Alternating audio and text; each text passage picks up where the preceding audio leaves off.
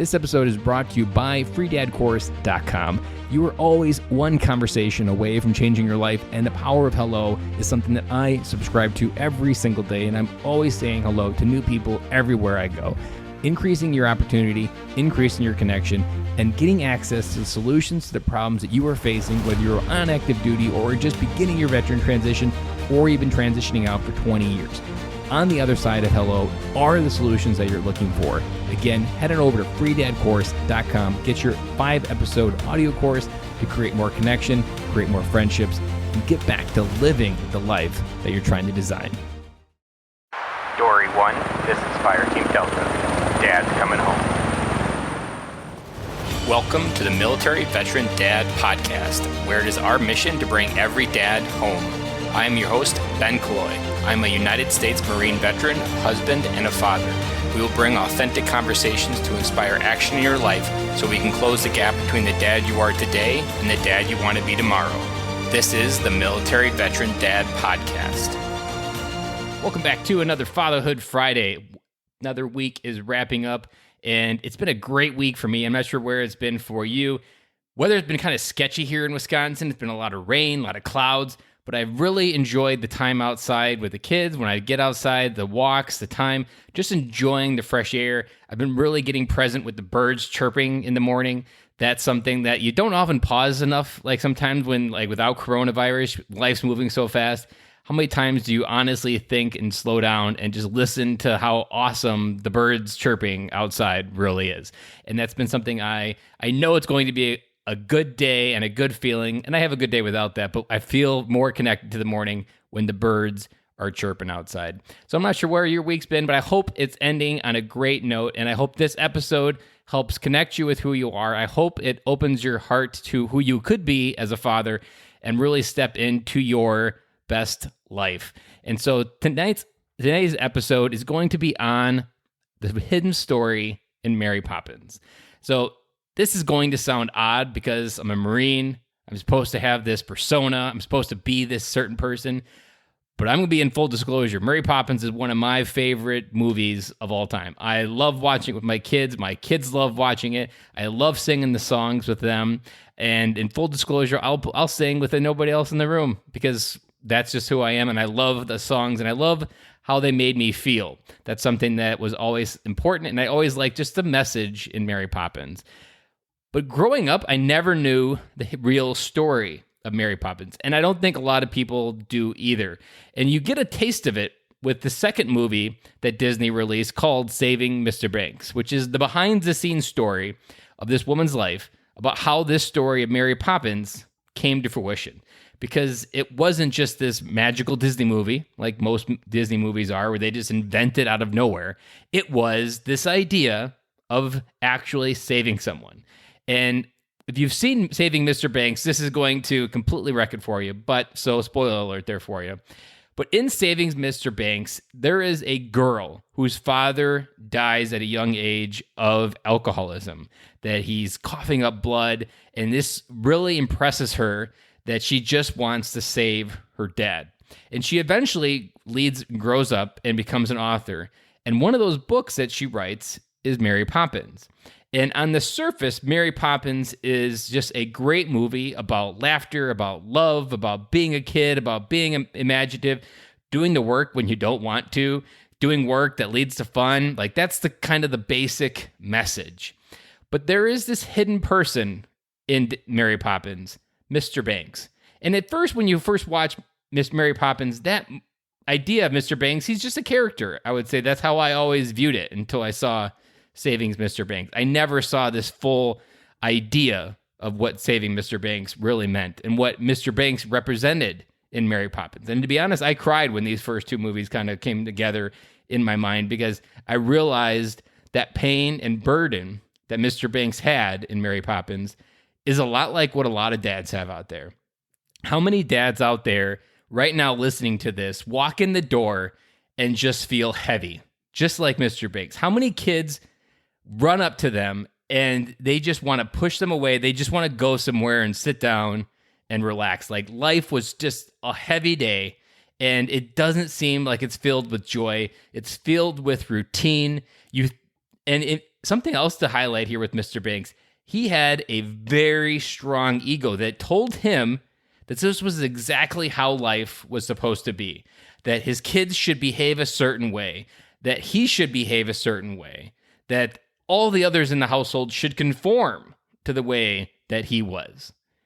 But we all know that's not really how it's supposed to work. And no matter what your ego is telling you, no matter what subscription you're reading, that is how a dad's supposed to show up in their kid's life, we all kind of know, like, when you watch that movie, you're like, oh yeah, that's just not how a dad's supposed to be. And you kind of start feeling sorry for him. And you don't realize of what it really represents until you see Saving Mr. Banks, that movie represents that her father that she couldn't save, she wanted to create a book.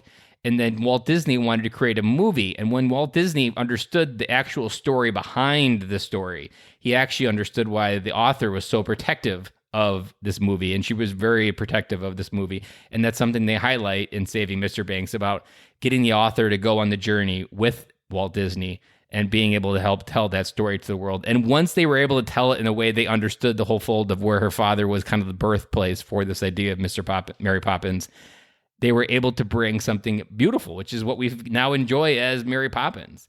But back to Mr. Banks, because Mr. Banks is that dad. That he is the dad, whether that is taking place in 1910 or 2020. Mr. Banks exists out there. He might even be you. He might even be you, because when you come home, you feel a heaviness on your chest. You feel just overloaded. Like your shoulders are literally walking around with a 1 pound kind of weight around your shoulders. That is not what dads are supposed to feel like. That is not how being present as a dad is supposed to feel like. That is the opposite of what I've come to learn and love about being a dad. Coming home when I did have a job, that was so awesome for me, because no matter what kind of day I had, I would just embrace that love that kids can bring you. Because let's be honest, no matter whether you had a good day or a bad day, your kids enter your life in the exact same energetic way, that you are still their hero. You are still that person they look up to every day. And that was something that Mr. Banks didn't really honor. It was overwhelming for him in many ways, that like it made him uncomfortable, and he would use anger to try to get control back. How many of you guys have ever used anger to get control back of the household? Because it scares you inside in places that you don't talk about at dinner parties. That is not what fatherhood looks like. That is not what coming home and being present with your kids looks like. Because the side that you don't talk about is feelings, but the side that kids don't know any better is feelings as well. Those feelings are things that they are still learning how to do. My kids are 8, 5, and 3. Those emotions are about as wild as the Wild West. And to judge them, we can try to control them, or to look at them in a way that they are supposed to behave a certain way, and that you just need the right nanny in their life to conform. It's not about the right nanny. It's about the right amount of love. And that's what you see with Mary Poppins. She comes into their life and just brings presents. She gives them the gift of time. She gives them the gift of validation. She gives them the gift of feeling understood, the gift of just entering into their imagination. They literally jump into a sidewalk chalk painting and just live it in the moment. And that's one of my favorite things about being a dad, is when you step into their imagination, when you step into playing Legos, when you step into playing dolls, or when you step into, like with Sophia, my oldest, when you step into something that she wants to do. That is something that's so powerful. Recently, we've been starting to play chess during coronavirus, and she's absolutely loved it. And so that is something she probably has 2 times a day to play chess. And that's our thing now. Whatever it is, enter their world, because when you enter their world, that's really where they feel the most connected, and that's where you're really going to feel the most present. But circling back to the hidden story in Mary Poppins. So if you think of Mr. Banks as this person that is kind of just in this repeat mode of life. He goes through, he wakes up, he rinses and repeat. He goes to a job that he thinks he needs to have. He goes to a place where he thinks he needs the validation. He goes to a place of work that he steps into a world that he just doesn't feel right, but he puts on this suit. He puts on the flower. All of that is part of this outer facade to be who he thinks he needs to be someone that doesn't projects that he has it all together. And if you think of it as towards the end of the movie, when he falls down and he gets fired and all of that comes down and he's in the bottomless pit, there's a moment where he remembers Mary Poppins' phrase of, when you really don't know what else to say, the best thing that you can say is supercalifragilisticexpialidocious. And he instantly starts rising up again. And he instantly starts recognizing the inner child inside. And all those gifts in that scene where it's at night, they're in the boardroom, and he just starts laughing uncontrollably. At that moment, he's receiving the gifts in his heart that he wasn't able to receive before. He's receiving the gift of joy and laughter that his kids were trying to bring to him, but he was rejecting. His heart was closed right up until that scene. And at the end, they go into he goes in the basement, they start he makes the kite, they go outside, they start flying the kite. All of that is kind of like the triumphant end. And so when you think of Mary Poppins, the movie, I want you to think and really look at yourself. Are you Mr. Banks? Do you need a Mary Poppins in your life? Because everybody kind of needs a Mary Poppins in their life, whether it be a friend that you maybe need to find in your life. Maybe it's your wife. She's been saying this stuff, but you haven't been acknowledging it. Everyone has that mirror to reflect back what they can't see. And that's what Mary Poppins did. She reflected back kind of those hard truths to him. And in what he says is the mind games of her setting him up. All of those happened, but that was really just her reflecting back what he couldn't see. And then once he fully seen it, he stepped into the laughter. He stepped into the joy of being a father. He physically came home at the end of Mary Poppins.